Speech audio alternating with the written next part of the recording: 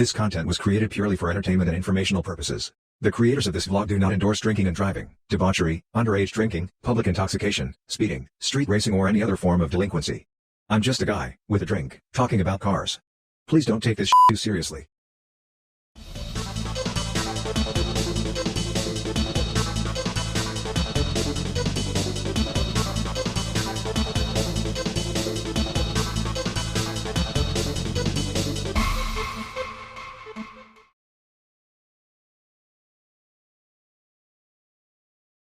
What up, it's your boy, the Fat Man, the Africanized Honeybee, the Car Guy Blog05 at gmail.com guy, at 05car on Twitter, at 05car on Instagram, at 05car on Facebook, the word zero, Z-E-R-O, the number 5, fifth, the word car, C-A-R. Unfortunately, May is not with me today. I'm flying solo because this is a rant, and this is a comic book rant, and May don't do comic books. So here it is. I'm, rapidly approaching 50 years old. I read my first Marvel comic book in 1984. It was an X-Men issue. I think it was 183. It's the one where Colossus is fighting Juggernaut in the bar and Wolverine and Nightcrawler are standing in the back. I'd never heard of the X-Men before that moment, but my father brought those comics to me as I was homesick one day. He brought me that X-Men, he brought me a Star Wars, and he brought me a G.I. Joe. Now, I knew G.I. Joe because I had the toys already. Obviously, I knew Star Wars because I had the toys already. X-Men was something new to me, but it was something my dad knew from his childhood, so he kind of introduced me to X-Men and to comic books in general, really, but certainly to X-Men, and it took off from there. From that moment in June, July of 1984, I stayed with the X-Men continuously until 1991 when the book split, and I didn't get off there on purpose. It's just that I was in high school. My life had changed. Let's just say it, girls happened. Suddenly, I was going out with friends every weekend, and I didn't have money to be buying comic books. And I certainly didn't have time to read them between schoolwork, and my extracurriculars. So I kind of dropped out of the scene. But in that 7-8 year span, I did, what did I do? I did X-Men. I did Iron Man. I did Captain America. I did Secret Wars 1 and 2. I did Deluxe Handbook of the Marvel Universe. I did Deluxe Handbook of the Marvel Universe, Book of the Dead. I did not personally read Spider-Man, but I would trade with friends. So I was reading Peter Parker, the Spectacular Spider-Man and Amazing Spider-Man.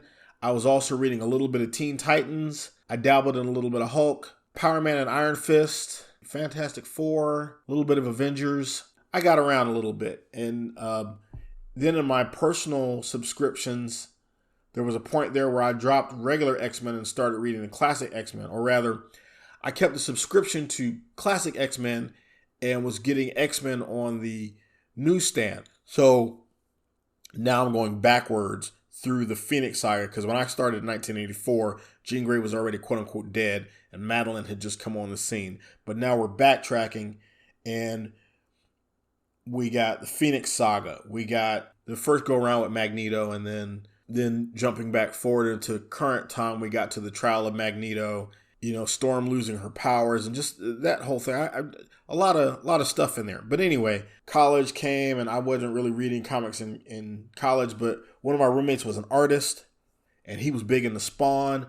And then the guy across the hall was big into Batman. And so we would have these hypothetical discussions. Well, if you did a movie, who would you do this? And if you did that, what would you do that? And who's your favorite? And what powers would you, all that whole thing. I played the Marvel Superheroes role-playing game in 9th grade with a friend of mine. And for those of you that don't know, it's kind of like Dungeons and Dragons, except you could play as a Marvel superhero or create a custom hero of your own.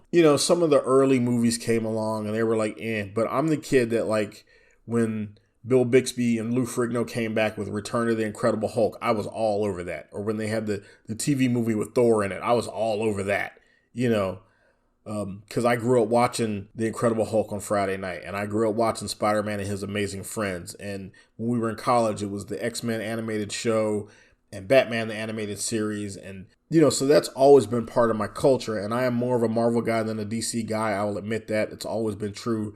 That's just how it is. Superman 78, 79, 78. Christopher Reeve is the only Superman I will ever acknowledge, and I love that movie like life. But when it comes to comic books, I was always more of a Marvel Comics reader than a DC reader. And that's not to say I never read a DC book, but I stuck mostly to Marvel. I have read Watchmen. I read some of the before Watchmen prequel books. I definitely read Squadron Supreme, Death of Captain Marvel, Infinity War, Infinity Gauntlet, not in that order, obviously. Thanos Quest, God Loves, Man Kills, Return of the Living Monolith, or Revenge of the Living Monolith, whatever it's called. I read a lot of stuff over the years. The X-Men movies came along and they were I was just glad to see the X-Men represented on screen, right? In live action. And I tolerated what those were. And the Spider-Man movies, the Tobey Maguire Spider-Man movies, I loved the first two. The third one was but you know. But then the MCU came along. And I love the Nolan Batman movies for what they were, but those were not superhero movies. Those were masked vigilante movies. The MCU came along and suddenly we had superheroes. We had an Iron Man that could fly. We had a Hulk that could smash stuff. We had Captain America coming out of the ice. We had Thor coming down from Asgard. The whole thing was starting to shape out. I was like, oh my God, they're going to do it. They're going to make an Avengers movie. And they made Avengers and it was huge. And then Age of Ultron came along and it was huge. And Iron Man 3 came out and everybody was like, whatever. Thor the Dark, Phase 2, Phase 3, Infinity Saga. And then post-Infinity Saga, now everybody's got the hangover, right? Because they want everything to be the Infinity Saga again. Well, we already did that. And more importantly, every movie can't be a blockbuster. Y'all got revisionist history. The first several movies were not blockbusters. I think we didn't get $1 billion until we got to Avengers, right? And then subsequently, some other movies have made $1 billion or $2 billion. But people also forget movie grosses are not adjusted for inflation. So some of the later movies have inflated tallies just because ticket prices have gone up over the years. Neither here nor there. The point is, box offices are going to go up and down. Rotten Tomato scores are going to go up and down. Reviews are going to go up and down. Nobody likes everything all the time. And that's okay. And I'm even setting aside the people that are mad because Disney's woke. And, Marvel has been woke since Marvel. Black Panther, Power Man, Iron Fist, Misty Knight, Shang-Chi. These were all cultural icons reflecting their times. The X-Men as a allegory for civil rights movement. Black female Captain Marvel running in the Avengers in the 80s. Your Jane Foster as Thor in a What If comic in 1978. Gender swapping and race swapping and all these things have been part of Marvel for a long, long time. They had a male version and then they'd make a female version, or they figure out a way. They had a Hulk and a She-Hulk. They had a Spider-Man and a Spider-Woman. They had a male Captain Marvel and they had Miss Marvel. And then they had another Captain Marvel because they needed to keep the rights to the name. And then they had another Captain Marvel. And then they had a Miss Marvel again. And then Binary and Warbird and whatever. Point is, there have been like 6 or 7 Captain Americas.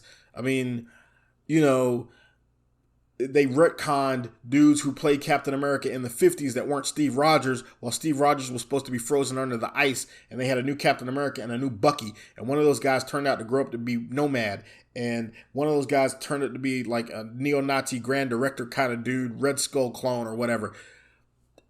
These are comic books. They're going to play with all that stuff. But one of the reasons why you see the quote-unquote forced diversity in Marvel Comics over the last 10, 15 years is because they're trial running stuff for the movies. They figure out if they're going to make movies, they cannot have the same actor play the same role indefinitely like they can in fictional written paper books. So they have to come up with ways to have the same hero embody a different gender or race or nationality or whatever, because in movie land, they got to be able to change characters periodically, because even with CGI, Mark Ruffalo ain't going to be the Hulk forever.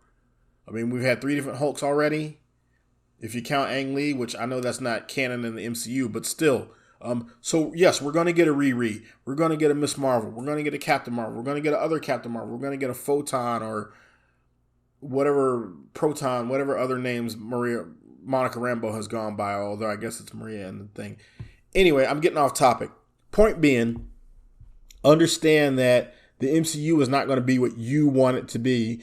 Like any other movie series, the MCU is going to be a series of movies. You're going to love some of them. You might hate some of them. Most of them are going to be well made because Kevin Feige runs a tight ship, but that doesn't mean they're necessarily going to be great movies, i.e. sometimes the plots might be a little funky. And yes, sometimes the CGI might be a little funky because, as we've seen, Marvel puts tight deadlines and then they sub this stuff out to subcontractors, and they're not going to push a date on a movie because the CGI didn't get done to their liking. They're going to penalize the company, they're going to take what they got, and they're going to release the movie. So get used to that. But all this stuff about, the MCU is dead and the TV shows are ruining stuff, you don't have to watch the Marvel Plus, the Disney Plus shows. You don't. You can get a synopsis or a catch-up on plot synopsis on any of those shows on YouTube in about 3 minutes before you walk into the movie theater. So all this stuff, I had to watch WandaVision and I didn't even like it. No, you don't have to watch WandaVision. All you need to do is know what happened in WandaVision and how it affects the next movie. And again, that is widely available on YouTube and easy to find. So I don't want to hear any of that whining. I like the Disney Plus shows. I take them for what they are, which is an extension of the movie universe with cheaper budgets. So while you might dive deeper into character stuff, you're not going to get as extensive CGI or fight sequences, and I'm okay with that. Because again, I grew up where the pinnacle of special effects was Lee Majors running in slow motion and Lindsay Wagner throwing a cardboard tree. So I'm okay with what we're getting today in terms of CGI being a little shoddy. It's okay. You'll live. This stuff ain't life or death. I love Marvel. I have most of my life, not even my adult life, most of my life, period. I'm almost 50 and I've been reading Marvel comics for, 38 years now? So it's going to be okay. You know, if the MCU goes away tomorrow, we had a good ride. But instead of going on the internet and complaining and whining about what you didn't see and what you want to see, that's not going to change anything. You know, if you got Kevin Feige's number, by all means, call him. But if you got an issue, vote with your dollars. Don't go. I'm going to go until they make me unhappy. But I don't see that day coming anytime soon because I'm okay with people changing genders and races and sexualities because that shit don't bother me. These are fictional characters, y'all. Fictional.